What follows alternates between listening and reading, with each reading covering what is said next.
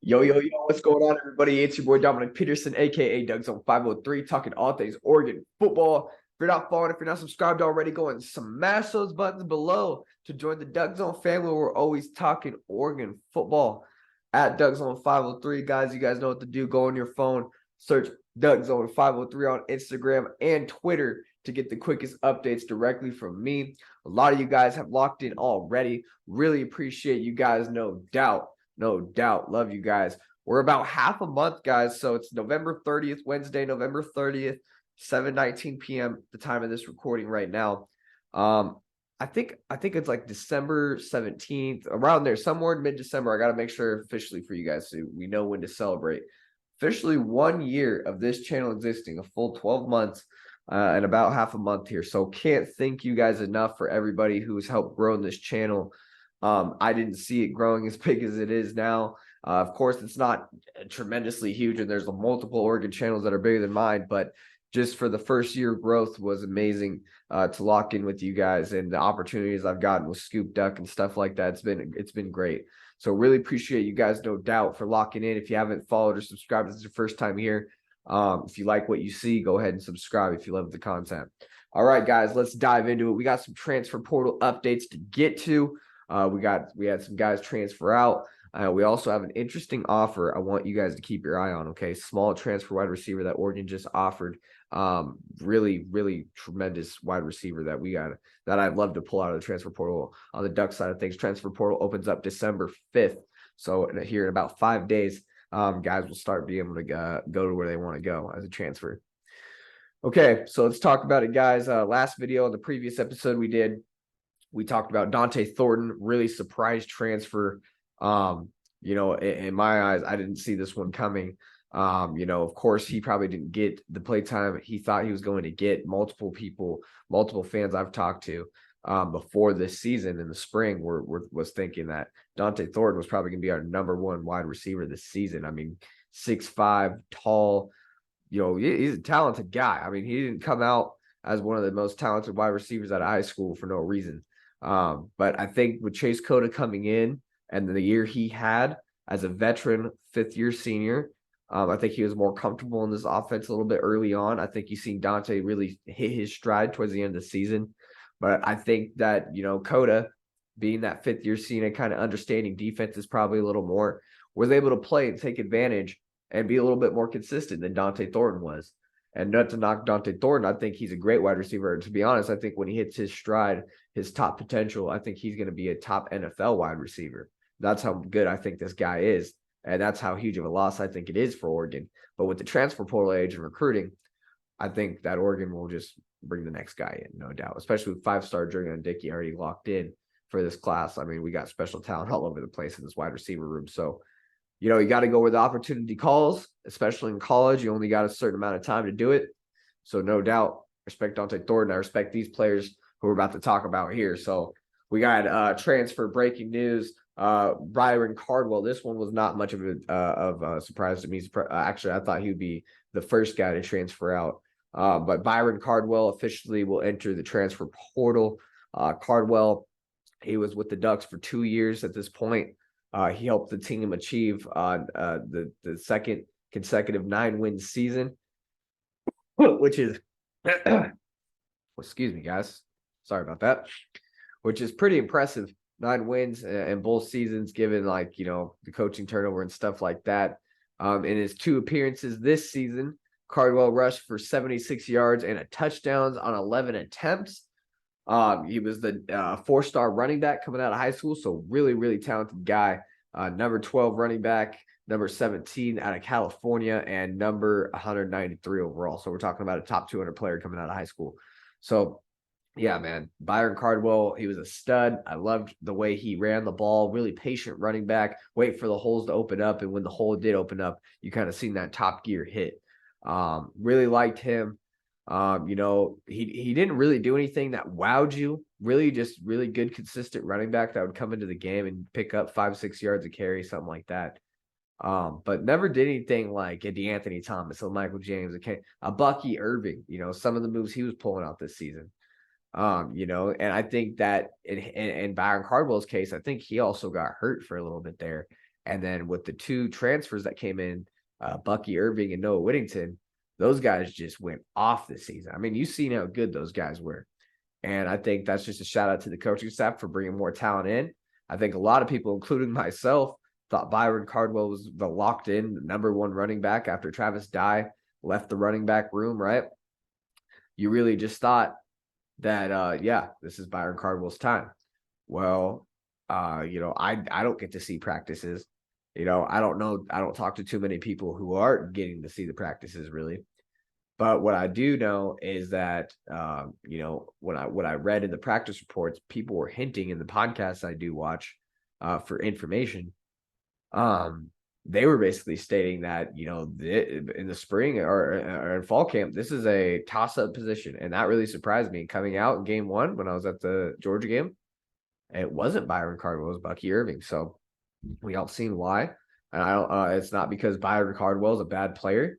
I just think, like I said, opportunity calls elsewhere sometimes, especially in college when you have a limited time to prove yourself.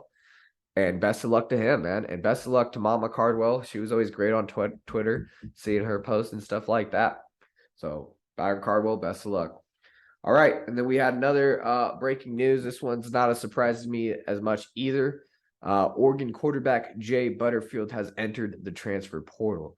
The 6'5", 202-pound rock slinger was the number 5 pro-style quarterback and number 16 player in California coming out of high school in the 2020 class. In his career with the Ducks, he's had 3 completions and 23 yards passing, and that is it. So no doubt, if I was Jay, being the size he is and the potential he has, I think Jay is going to shine wherever he goes, especially if he goes into a pro-style offense.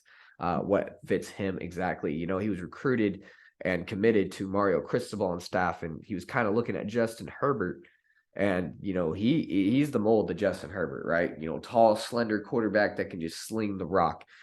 He's not much of a running quarterback, which I think kind of held him out of the competition for this quarterback job with Dillingham at OC. As you've seen with the Dillingham offense, the quarterback is a huge part of the run game.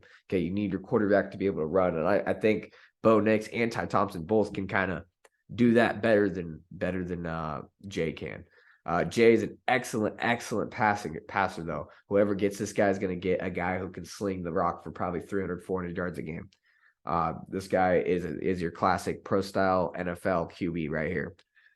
Best of luck, Jay Butterfield. I love it when you did that viral video of UCLA. What happened? When you guys beat UCLA. So that will always be a classic viral moment for me. If anybody's seen that video, you guys know what I'm talking about. That was a great one. Jay also put out a statement. I'll go ahead and read the statement for you guys. He said, "Thank you, Oregon football, for many amazing experiences over the past 3 years. I will be forever grateful for my time here in Eugene. I want to thank all of my coaches, academic advisors, fans, and most importantly, my teammates. You have all helped me grow tremendously as a player and a person. The bonds I have made here are truly one of a kind and will never be forgotten. I also want to thank my family and my friends for all your support. You all mean the world to me. With a college degree and 3 years of eligibility left, I have decided to enter my name in the transfer portal. I am excited to get back to work and continue to follow my dreams. Much love, Duck Nation." So really appreciate you, Jay Butterfield, man. Great to see, you move on. And really, I hope I'm really going to be following you wherever you go, man, because I do believe in you. I believe if you got your shot, you would definitely shine. Now all eyes on Ty Thompson at quarterback, right? Is he going to transfer out? We got 5-star quarterback Dante Moore coming into the program. There's whispers that Bo Nix could possibly stay for a second year. All year, I think he would go. If I was him, I would definitely go to the NFL. His draft stock's higher than it's ever been. But if Oregon is able to put together an NIL deal for him where he's getting paid, where a mid-round draft pick might get paid, which I think he's going to be drafted, with his kind of end of the performance and his injury with his ankle, I think he might slip around the 4th, 5th, 6th round. And I think if he's under the 4th round, I think if you're in the 4th round, you go ahead and try your chance. You're projected to be a 4th round. But if you're under that, you talk to the NIL guys here at Oregon, NIL collectives, and you see if you can get a nice $1 million deal. a $1 million deal for another year. If Bo Nix comes back, that will let Dante Moore train for another year. If Ty Thompson decides to stay, that would be a great competition again. But I think Ty would definitely transfer. And if Ty does transfer, that might be a good sign that Bo Nix is coming back, because if Bo Nix tells the team and the coaches that he's going to the NFL, that gives Ty an opportunity to really prove himself one more time, and this time not against a transfer quarterback. Now, times could change. We could bring in a transfer quarterback. I don't know why we would, but it's possible. But I think if you see Ty stay and not transfer, I think that's a good sign Bo is leaving. I think if you see Ty transfer as well, it might be a good sign Bo Nix might be coming back. So keep your eye on that. I think that's the whole reason Jay Butterfield transferred as well. Just opportunity, never got his opportunity. Ty Thompson was ahead of him in the depth chart. He's the number 3 quarterback for the Ducks. No doubt in this day and age, if you have the opportunity to transfer, go ahead and do that. No hard feelings for those guys. So really appreciate that. Last but not least, got to give you guys an offer update. So Oregon offered a transfer wide receiver tonight, just minutes ago. I tweeted it out. Like I said, guys, at DucksZone503 on social media, if you want to get the quickest updates from me right on the spot. But they offered a transfer out of Austin Peay. His name is Dre McCray. And I really like that name, Dre McCray. But yeah, at a small school, Austin Peay. But this season, he's put up some numbers. He has 75 catches, 1,021 yards, and 9 touchdowns. Okay, and you might be saying, well, that's against small competition. Okay, well, Austin Peay actually played Alabama this season, where he had 12 receptions for 92 yards. Man, really put up some big numbers against quality competition there. So this guy is a real deal. Definitely keep your eye on this guy right here, Dre McCray, transfer wide receiver at Austin Peay.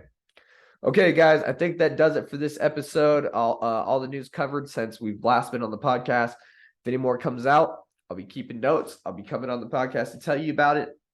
And really appreciate you guys. If you guys like content like this, if you're a big Oregon fan, make sure to lock in with me at DucksZone503 on social media, Instagram and Twitter. And then make sure, if you're not right now, hit the subscribe button. It's completely free. All it takes is a tap of your time. Hit the like button and share button if you really want to be a big supporter. Always appreciate you guys. As always, go Ducks. See you in the next podcast, guys.